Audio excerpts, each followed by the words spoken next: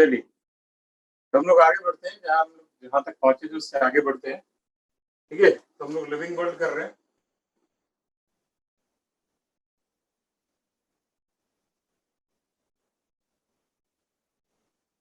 और इसमें हम लोग क्लासिफिकेशन कर रहे थे।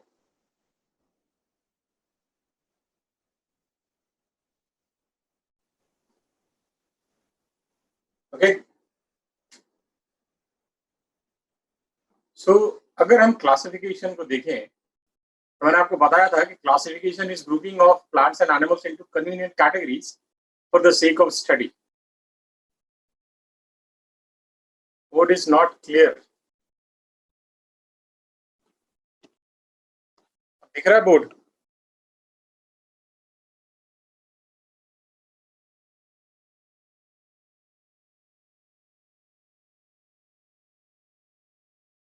बोर्ड दिख रहा है? ओके, हाँ। तो मैंने आपको क्लासिफिकेशन में बताया था कि it is grouping of plants and animals into convenient categories. उसके बाद मैंने आपको बताया था कि क्लासिफिकेशन में we have 7 obligate categories, that is kingdom, phylum or division, class, order, family, genus and species. These are the 7 obligate categories. मतलब क्या हुआ कि जब भी हम क्लासिफिकेशन करेंगे तो ये इन 7 कैटेगरी को जरूर कंसीडर करेंगे। इनको कंसीडर किए बिना हम क्लासिफिकेशन नहीं कर सकते। देन मैंने आपको बताया था apart from these 7 obligate categories we have various sub categories. तो मैंने कहा था कि ये 7 ऑब्लिगेट कैटेगरीज है। Apart from these 7 obligate category, okay, we have various sub categories. For example, we have sub category tribe, there is subcategory tribe which is present between family and genus. ठीक है ना? अब अगर हम इसको देखें तो ये 7 जो ऑब्लिगेट कैटेगरी है, इसमें ये जो किंगडम है, this kingdom is highest category, और जो स्पीसीज है this is lowest category. Okay, kingdom is highest category and species is lowest category. ठीक है, तो हम इन कैटेगरीज को असेंडिंग या डिसेंडिंग ऑर्डर में अरेंज कर सकते हैं।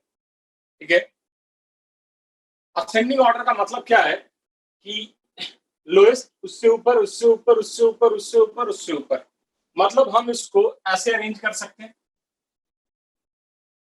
ओके, या फिर हम इसको डिसेंडिंग ऑर्डर में अरेंज कर सकते हैं लाइक दिस। ठीक है, so this arrangement of these 7 obligate category in ascending or descending order is known as taxonomical hierarchy. We call it taxonomical hierarchy. Okay, so write down arrangement of these 7 obligate categories.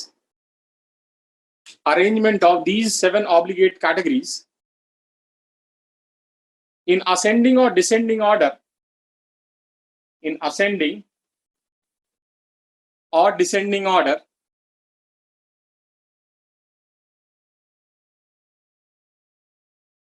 is referred as taxonomical hierarchy. We call it taxonomical hierarchy. Okay, clear है? लिख लिया सबने? Arrangement of these 7 obligate categories arrangement of these 7 obligate categories in ascending or descending order, in ascending or descending order is referred as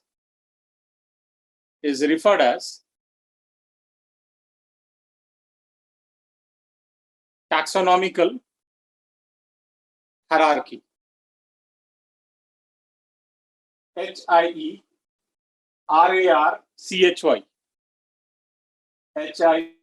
HIERARCHY, taxonomical hierarchy.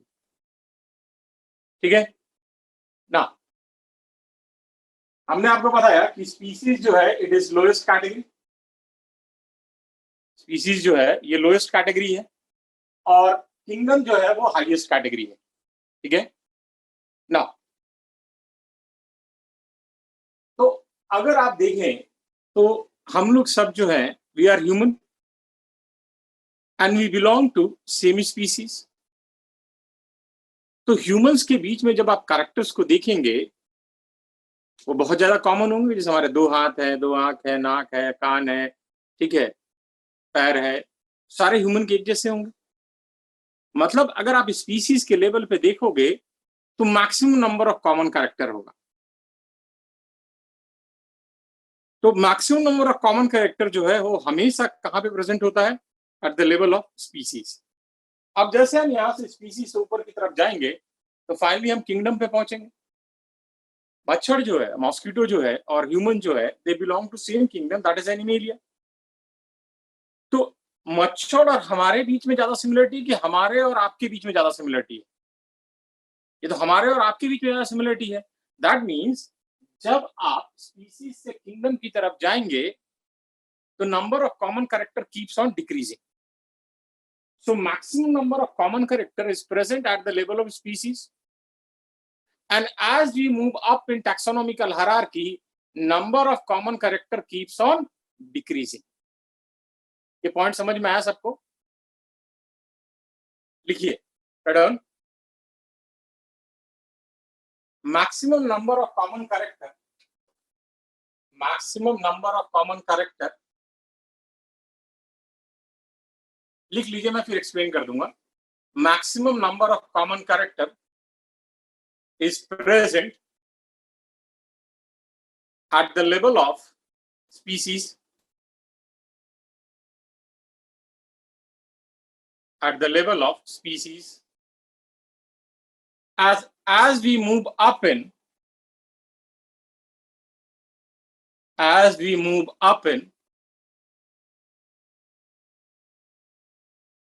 taxonomical hierarchy, as we move up in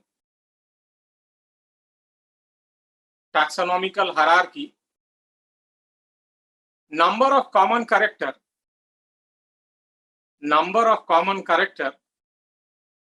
keeps on decreasing, and minimum number of common character is present. Minimum number of common character is present at the level of kingdom. At the level of kingdom. ठीक है? जिनको नहीं समझ में आया मैं एक बार दोबारा एक्सप्लेन कर दे रहा हूं. जैसे मैं इंसान हूं, ह्यूमन, आप लोग भी सब इंसान हो, किसी को डाउट तो नहीं है? सब इंसान ही हो ना? तो एक इंसान, हम लोग एक ही स्पीसीज से बिलोंग करते हैं और हमारे बीच में बहुत सारे कॉमन कैरेक्टर्स हैं. ठीक है? लेकिन अगर आप मच्छर को लें और अपने आप को लें तो हम लोग दोनों एक ही किंगडम से बिलोंग करते हैं, दैट इज एनिमेलिया. लेकिन हमारे और मच्छर के बीच में कॉमन कैरेक्टर क्या कम है, ज्यादा है? बहुत कम है, नहीं के बराबर है. ठीक है? तो हम कहते हैं कि maximum number of common character is present at the level of species, and as we move up in taxonomical hierarchy, number of common character keeps on decreasing, and minimum number of common character is present at the level of kingdom. Clear है सबको? अगर हम kingdom animalia को ले तो kingdom animalia में सारे animal आ जाएंगे, जितने भी एनिमल अर्थ पे एग्जिस्ट करते हैं all will come under kingdom animalia. और अगर हम स्पीसीज के लेवल पे देखें तो सिर्फ एक पर्टिकुलर ग्रुप ऑफ इंडिविजुअल आएंगे, ठीक है? तो मैक्सिमम नंबर ऑफ इंडिविजुअल कहां पे प्रेजेंट है? Maximum number of individual present है at the level of kingdom. और जैसे आप टैक्सोनॉमिकल हायरार्की में नीचे आएंगे तो नंबर ऑफ इंडिविजुअल क्या होता जाएगा? कम होता जाएगा। और स्पीसीज के लेवल पे सबसे कम इंडिविजुअल होगा। ये पॉइंट समझ में आया कि maximum number of individual is present at the level of kingdom, and as we move down in taxonomical hierarchy number of individual keeps on decreasing and minimum number of individual is present at the level of species. समझ में आया ये point सबको? लिख लीजिए इसको। maximum number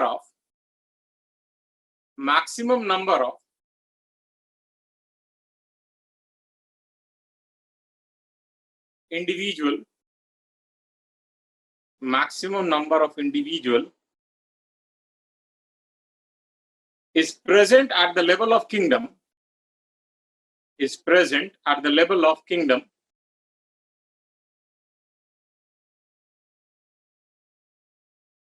and as we move down in taxonomical hierarchy,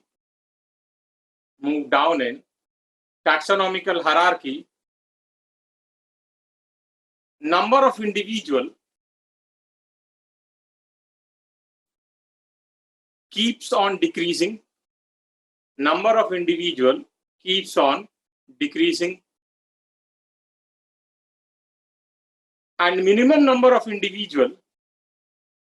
and minimum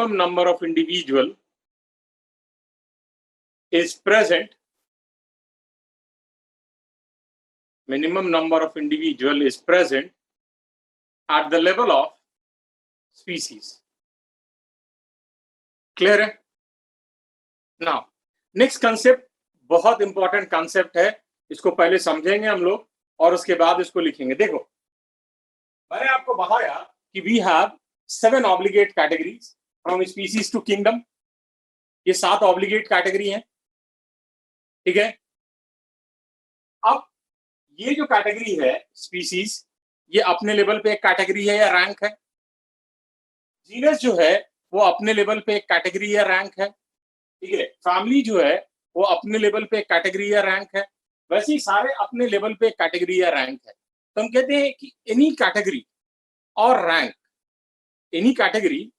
rank in taxonomical hierarchy is known as taxa और taxon. ये बहुत इंपॉर्टेंट कंसेप्ट है, बहुत बार क्वेश्चन आया हुआ इससे। मैंने कहा कि एनी रैंक और category in taxonomical hierarchy is referred as taxa और टैक्सॉन। सिंगुलर प्लूरल है, इंग्लिश का है, ठीक है? नाउ तो ये अपने स्पीसीज अपने लेवल पे टैक्सा और टैक्सॉन है, जीनस अपने लेवल पे, फैमिली अपने लेवल पे, ऑर्डर अपने लेवल पे, क्लास अपने लेवल पे, फाइलम या डिवीजन अपने लेवल पे, और किंगडम अपने लेवल पे, ठीक है? और ये टैक्सा और टैक्सॉन है, it is basic unit of classification. Okay, मैंने कहा कि ये जो 7 ऑब्लिगेट कैटेगरीज हैं, ये अपने लेवल पे एक कैटेगरी या रैंक है। हम कहते हैं कि एनी रैंक और category in taxonomical hierarchy is known as taxa और taxon, and this is basic unit of classification. Throw down any rank or category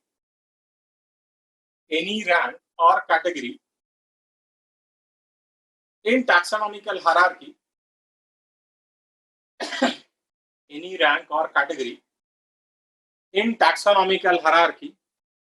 is known as taxa or taxon,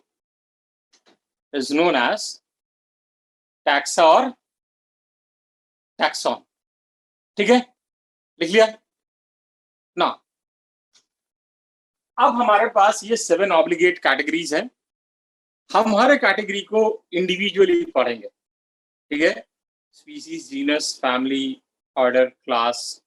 ठीक है, then phylum, division and kingdom. तो first write down species. First write down species. तो species होता क्या है? हम कहते हैं it is group of closely related individual which are structurally and morphologically similar, can interbreed freely and produce fertile offspring. ये आपको अगर याद होगा तो पहली क्लास में मैंने आपको बताया था बायोलॉजिकल कंसेप्ट ऑफ स्पीसीज, अंस मेयर ने दिया था।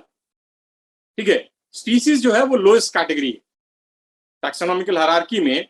जो लोएस्ट कैटेगरी है वो है स्पीसीज। तो down, it is lowest category in taxonomical hierarchy. It is lowest category in taxonomical hierarchy.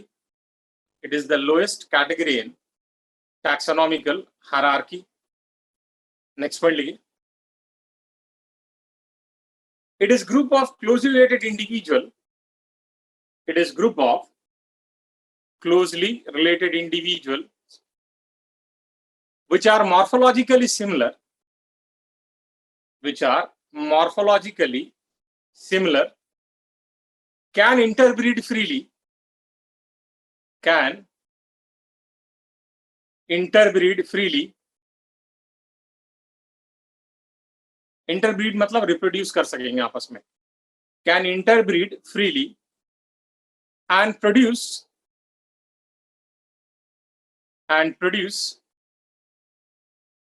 fertile offspring, and they are reproductively isolated from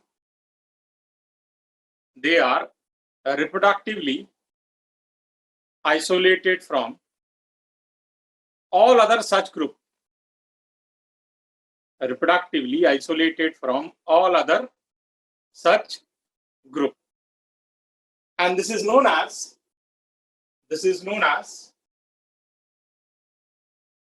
biological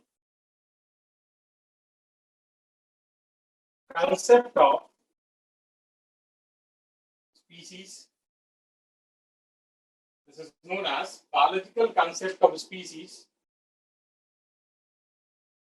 and it is most accepted concept of species. This is known as biological concept of species, and it is most accepted concept of species.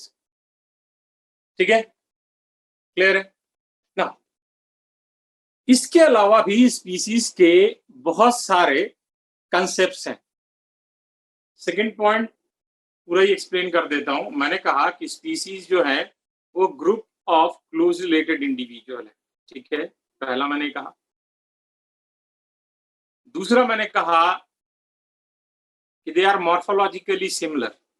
जैसे हम और आप human है, एक ही species से belong करते हैं, तो हम लोग एक जैसे हैं देखने में। ठीक है।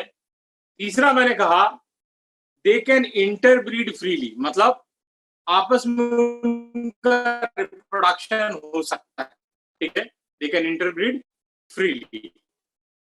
तीसरा कहा they are reproductively isolated from all other such group. ठीक है, इसका मतलब क्या है कि ह्यूमंस जो है वो ह्यूमंस के साथ ही रिप्रोड्यूस कर सकते हैं, डॉग्स जो है वो डॉग्स के साथ ही रिप्रोड्यूस कर सकते हैं। कभी ऐसा नहीं होगा कि ह्यूमन और डॉग का रिप्रोडक्शन होगा या डॉग और ह्यूमन का रिप्रोडक्शन होगा। ठीक है, तो यही रिप्रोडक्टिव आइसोलेशन जो है इस पूरे कॉन्सेप्ट का बेसिस है। ठीक है, इस पूरे कॉन्सेप्ट का बेसिस ही है रिप्रोडक्टिव आइसोलेशन, और इसको हम लोग कहते हैं biological concept of species, and this is most accepted concept of species. समझ में आया सबको? जिनको डाउट था, जो डाउट मैसेज कर रहे थे, उनको समझ में आ गया? Why most accepted? इसलिए मोस्ट एक्सेप्टेड है कि इसका एप्लीकेशन जब देखते हैं तो नेचर में ये वैलिडेट होता है कि हाँ ऐसा है। ठीक है, क्लोजली रिलेटेड इंडिविजुअल का मतलब भाई ह्यूमन और ह्यूमन को देखोगे तो हम आपस में जो कैरेक्टर है वो ज्यादा शेयर करेंगे with respect to other animals. That's why we call it closely related individual. समझ में?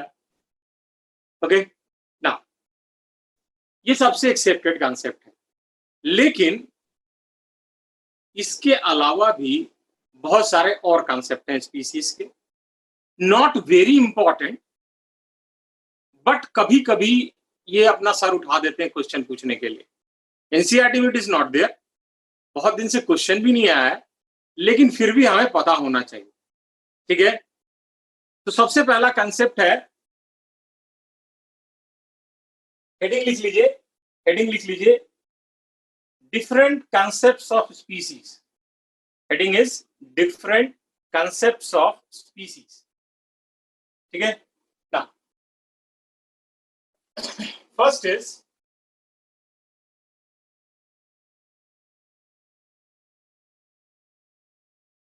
typological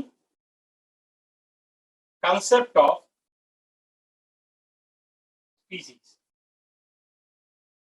Typological concept of species.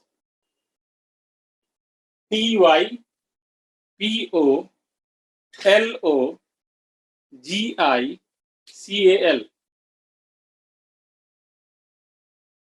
Typological concept of species. ठीक है, ये जो कंसेप्ट है ये सबसे सिंपल कंसेप्ट है स्पीसीज का.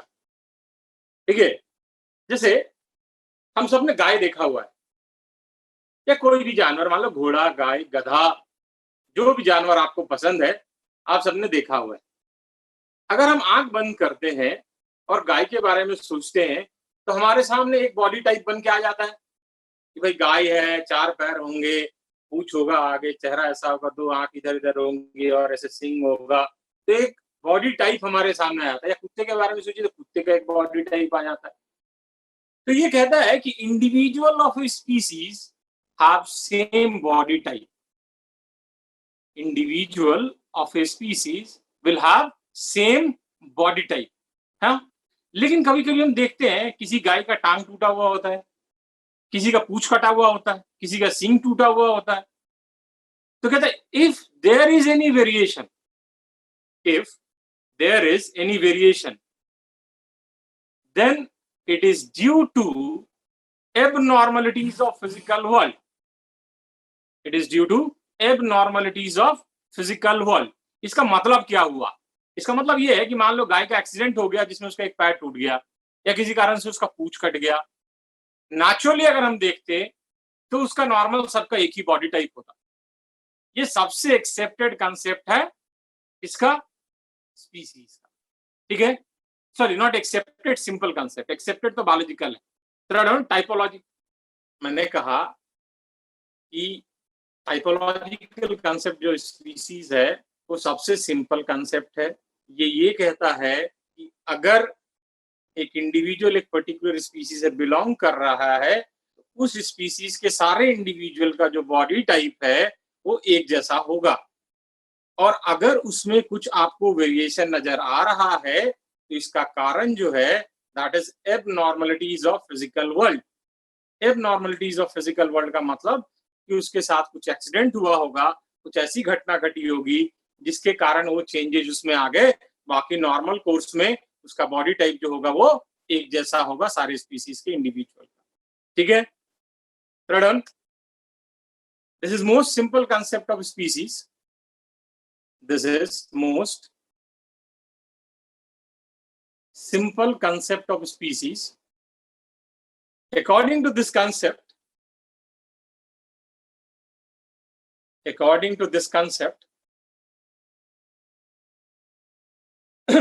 individuals of a species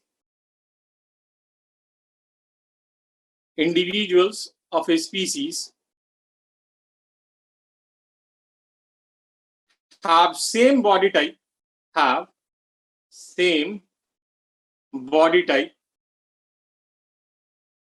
and if there is any variation,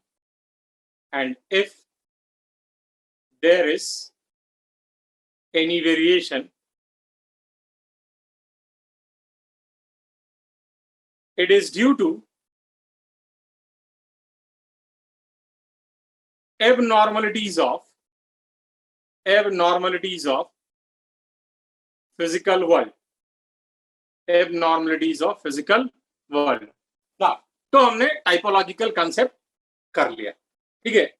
अब हमारा एक दूसरा कंसेप्ट आता है, उसको हम लोग कहते हैं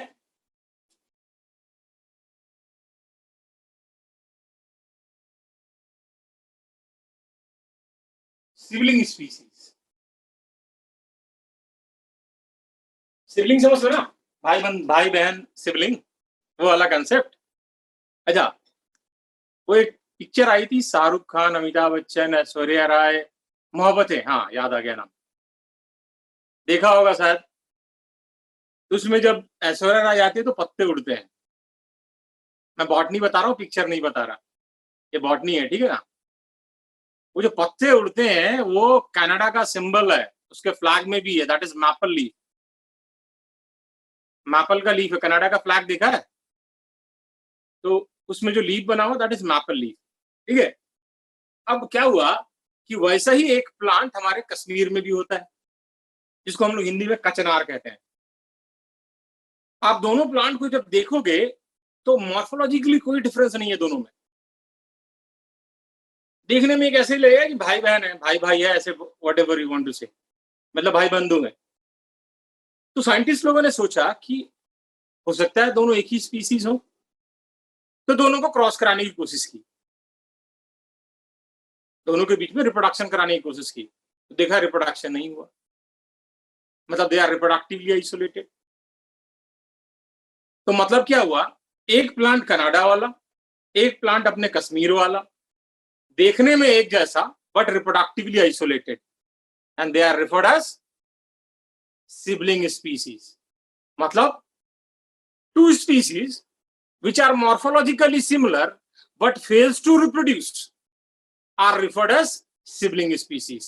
समझ में आया कि दो स्पीसीज जो देखने में एक जैसे हैं बट आप जब उनको रिप्रोड्यूस कराओगे तो वो रिप्रोड्यूस नहीं करेंगे, ठीक है, और उसको हम लोग कहते हैं सिबलिंग स्पीसीज। थोड़ा down, sibling species, species which are morphologically similar, species which are morphologically similar but fails to reproduce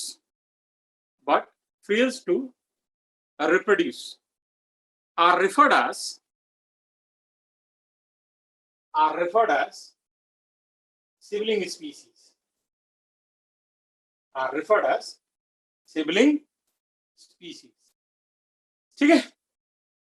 अब हमारा नेक्स्ट कंसेप्ट आता है थर्ड,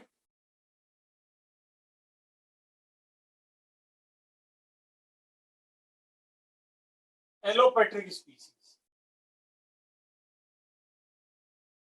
एलोपैट्रिक स्पीसीज, ठीक है, इसको समझ लीजिए फिर लिख लीजिएगा, ठीक है। देखिए, मान लीजिए कि ज्योग्राफिकल एरिया है, एक एरिया है, ठीक है, और इस एरिया में एक स्पीसीज रहता है ए,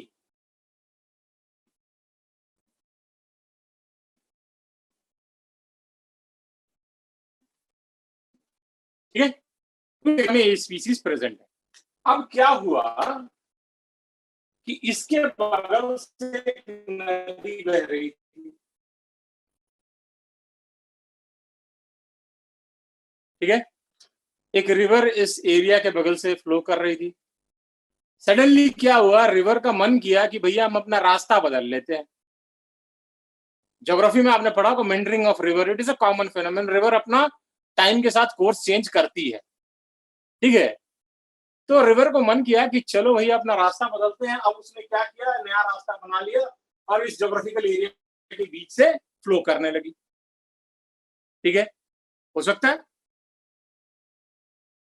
अब क्या हुआ कि इधर वाले ग्रुप और इधर वाले ग्रुप के बीच में there is a geographical barrier, that is river. Condition apply है कि उनको तैरना नहीं आता, फिर वो लोग सर तैर के उधर चले जाएंगे, तो कंडीशन अप्लाई स्टार, तैरना नहीं आता, ठीक है। अब क्या हुआ कि इधर वाला ग्रुप आपस में रिप्रोड्यूस करेगा, उधर वाला ग्रुप आपस में रिप्रोड्यूस करेगा। और जब ये मिलियंस ऑफ ईयर के लिए, ऐसा नहीं कि 2 साल 5 साल में, in millions of year, resultant क्या होगा, इधर वाले ग्रुप में बहुत सारे चेंजेस आ जाएंगे, इधर वाले ग्रुप में बहुत सारे चेंजेस आ जाएंगे। अगर आप इन दोनों को रिप्रोड्यूस करना चाहोगे तो they fail to reproduce. That means now they are reproductively isolated. और ये कैसे पॉसिबल हुआ? Because of this geographical barrier. So when a new species develops as a result of geographical barrier, then such type of species are referred as allopatric species. क्या पूछा बेटा? नहीं समझ में आया, फिर से बोलो। सर तक तैरना सीख अरे बेटा ये ऐसे बोल रहा हूँ वो मैं ये कह रहा हूँ कि ज्योग्राफिकल बैरियर कुछ भी हो सकता है। जैसे अगर आप देखो, जैसे कि अगर आप ज्योग्राफी पढ़ोगे तो पहले सारे कॉन्टिनेंट जुड़े हुए थे एक दूसरे से, ऐसा पढ़ा है ना। धीरे धीरे कॉन्टिनेंटल ड्रिफ्ट हुआ और एक दूसरे से अलग होते गए, तो बैरियर्स आते गए। तो जिस कॉन्टिनेंट में जो गया वो आपस में रिप्रोड्यूस करने लगे, इधर आपस में रिप्रोड्यूस करने लगे, वो अलग अलग स्पीसीज में डेवलप हो गए। ठीक है, तो वो मैं ही कहना चाह रहा हूँ कि अगर geographical barrier, it can be anything. River तो मैं ऐसे एग्जाम्पल के लिए बता रहा हूँ, इट कैन बी एनीथिंग। हो सकता है कि वहां पे कोई एरिया में मेजर मेट्रॉइड गिरा, उसने बहुत बड़ा गड्ढा बना दिया, या वॉल्केनिक इरप्शन रैपिड हुआ, मल्टीपल वॉल्केनिक इरप्शन हुआ, एक बैरियर ही खड़ा हो गया दो एरिया के बीच में। तो वो रीजन कैन बी एनीथिंग। मेरा ये कहने का मतलब है कि अगर ज्योग्राफिकल बैरियर के कारण कोई स्पीसीज बनता है तो वैसे स्पीसीज को हम लोग एलोपेट्रिक स्पीसीज कहते हैं। समझ में आ गया? Third one, allopatric species. Sir taxonomy hierarchy की डेफिनेशन बताना। देखो, मैंने आपको 7 कैटेगरी बताए, 7 ऑब्लिगेट कैटेगरी, स्पीसीज से किंगडम तक या किंगडम से स्पीसीज तक।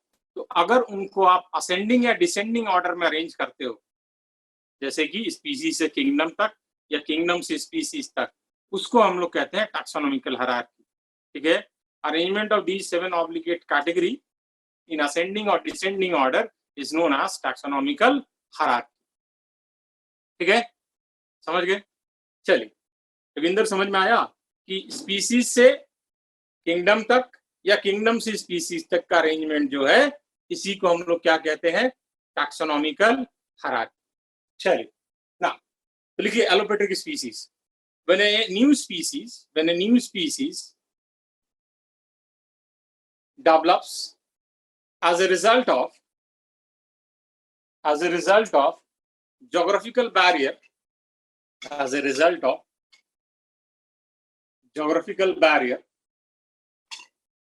it is known as allopatric species.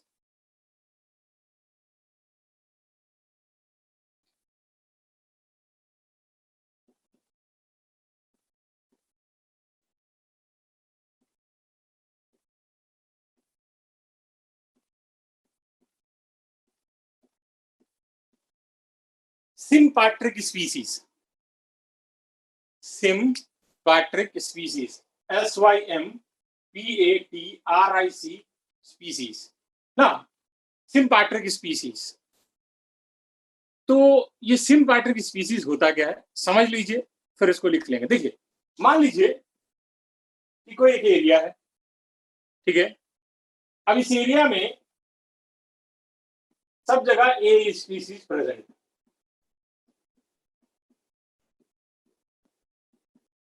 ठीक है। पूरे एरिया में ए स्पीसीज प्रेजेंट है, और ये जो सारे स्पीसीज हैं, ये जो सारे इंडिविजुअल है, ये मंथ ऑफ जून में रिप्रोड्यूस करते हैं। मान लो, क्यों जून में रिप्रोड्यूस करते हैं? बिकॉज जून में यहाँ पे, सर स्पेलिंग रिपीट करो एक बार। स्पेलिंग है SYMPATRIC,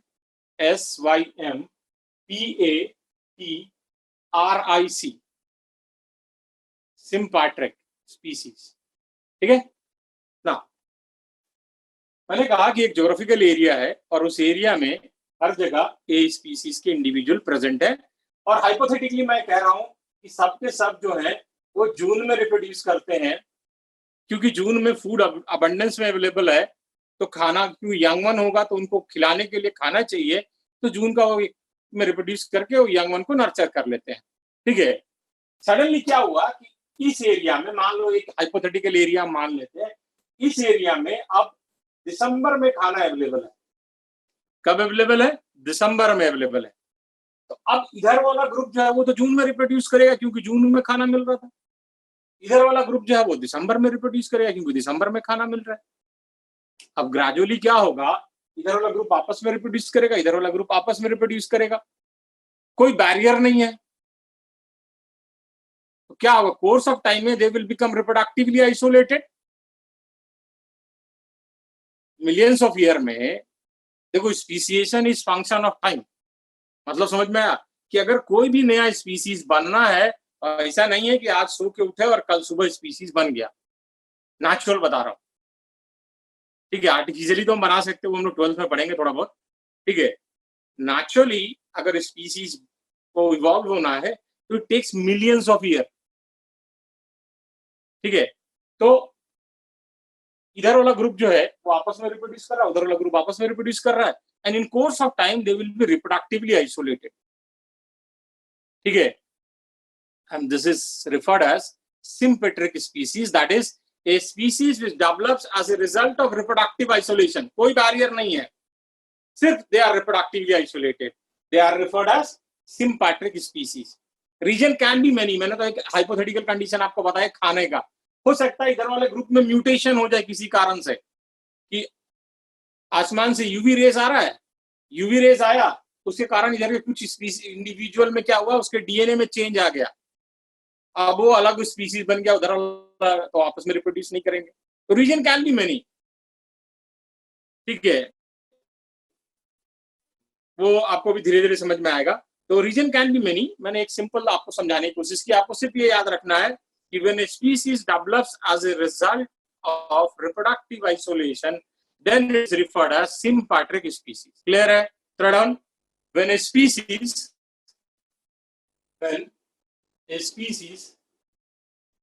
develops as a result of reproductive isolation,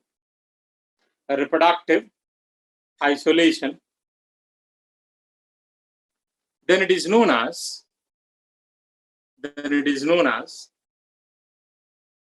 sympatric species. Then it is known as sympatric, ठीक है, लिख लिया। नेक्स्ट पॉइंट, लास्ट पॉइंट है स्पीसीज का। Term species was coined bye, लिख लीजिए, term species was coined bye John रे, JOHNRAY। Term species was coined bye John रे, ठीक है, लिख लिया। अब हम लोग आते हैं नेक्स्ट पे। नेक्स्ट कैटेगरी हमारा है genus. Next is genus, GENUS. First one लिखिए, term genus was coined by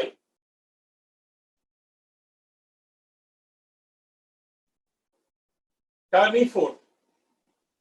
Term genus was coined by Tournefort. TURNEFORT.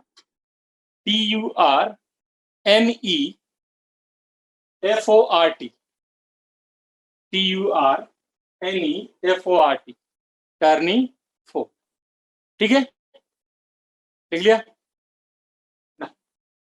अब जीनस होता क्या है? हम कहते हैं it is group of closely related species, it is group of closely related species having less number of common character with respect to individual of a species. समझ में आया मैंने क्या? पहले समझ लो फिर लिख लेना भाई, पहले समझ लो।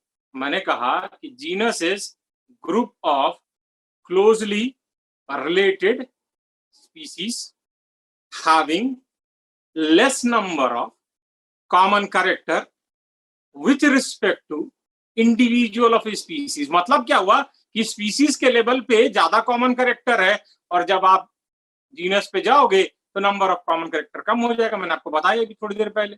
Third one, genus, it is group of it is group of closely related, it is group of closely related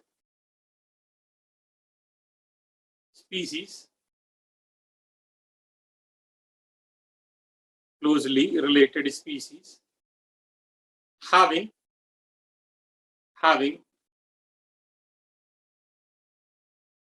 less number of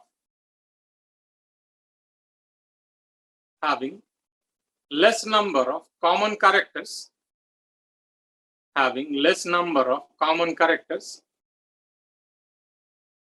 with respect to individual of a species,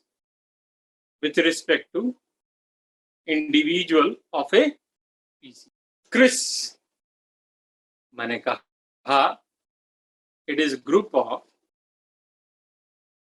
closely related species having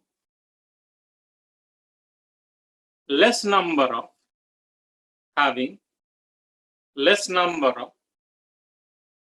common character,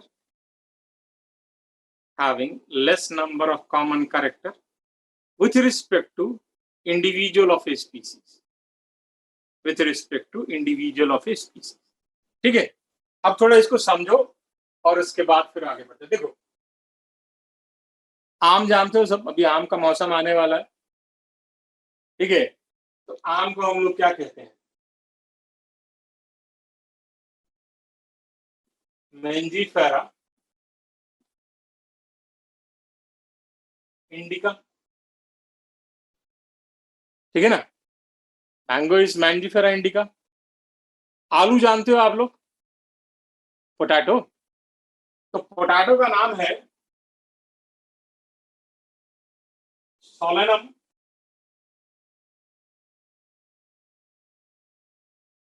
tuberosum, that is potato, ठीक है। This is potato. Brinjal का नाम है Solanum melongena. Brinjal is Solanum melongena. अभी सब spell out कर दूंगा मैं, ठीक है। वैसे ही एक प्लांट है, दिस इज योर ब्रिंजल, उसका नाम है सोलेनम नाइग्रम। सो कॉमनली हम लोग कहते हैं मकॉई, एक वीड प्लांट है, ठीक है। Okay, then Panthera tigris, that is tiger. Panthera tigris. Then we have Panthera leo, lion. Then we have Panthera pardus, that is leopard. तो मैंने क्या बोला? Mango is Mangifera indica. Potato is Solanum tuberosum. Brinjal is Solanum melangena. Mako is Solanum nigrum. Lion is Panthera leo. Tiger is Panthera tigris. And leopard is Panthera pardus. ठीक है। अब देखो, Mangifera के साथ सिर्फ एक स्पीसीज है, that is indica, आम। लेकिन पैंथेरा के साथ 3 है ना। वैसे ही सोलेनम के साथ भी 3 है, और भी बहुत सारे नाम हैं जहां पे एक से ज्यादा है, बहुत सारे ऐसे हैं जहां पे सिर्फ एक है। तो हम कहते हैं कि depending upon number of species A genus can be monotypic or polytypic. If only one species is present, then that genus is referred as monotypic, that is Mangifera indica. And if more than one species is present, then genus is referred as polytypic. समझ में आया? मैंने कहा कि अगर सिर्फ एक species उस जीनस से एसोसिएटेड है तो वैसे जीनस को हम लोग कहेंगे मोनोटिपिक, और अगर एक से ज्यादा है तो पॉलीटिपिक। समझ में आया? तो लिखिए, depending upon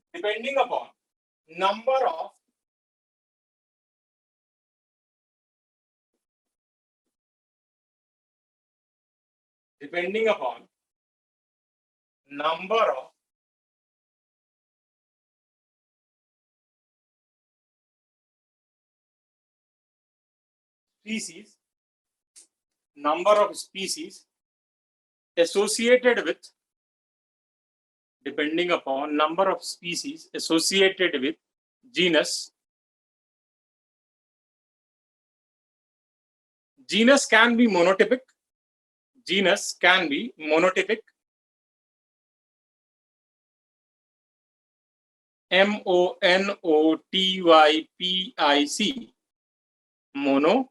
typic. Example: Mangifera indica, mangifera, Mangifera indica. Or polytypic, when more than one species is associated, okay? Solanum tuberosum, SOLANUM,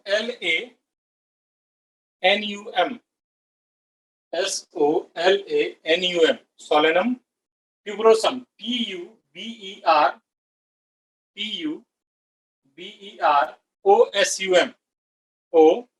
OSUM, that is potato. Second is Solanum melongena,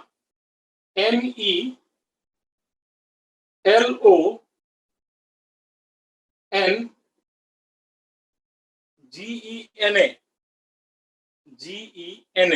Solanum melongena, that is brinjal.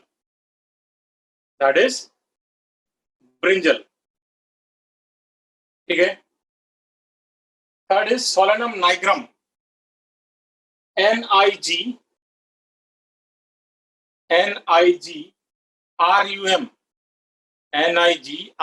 nigrum. Okay.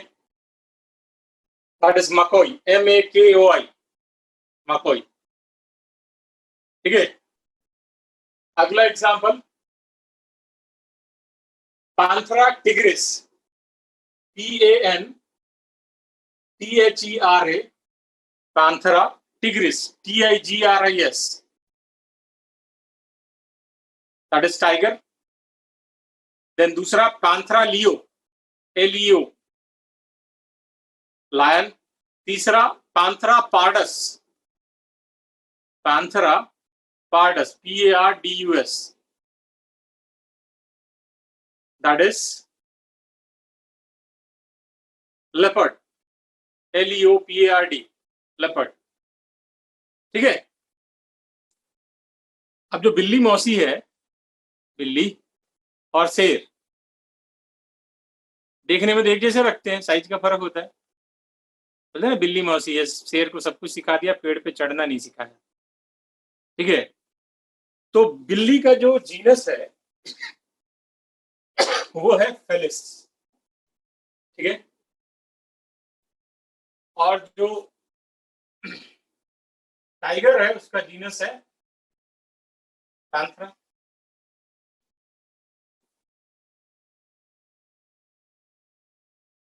तो हम कहते हैं genus Felis, लिख लीजिए genus Felis, FELIS. Felis is for cat. Genus Felis differs from genus Panthera.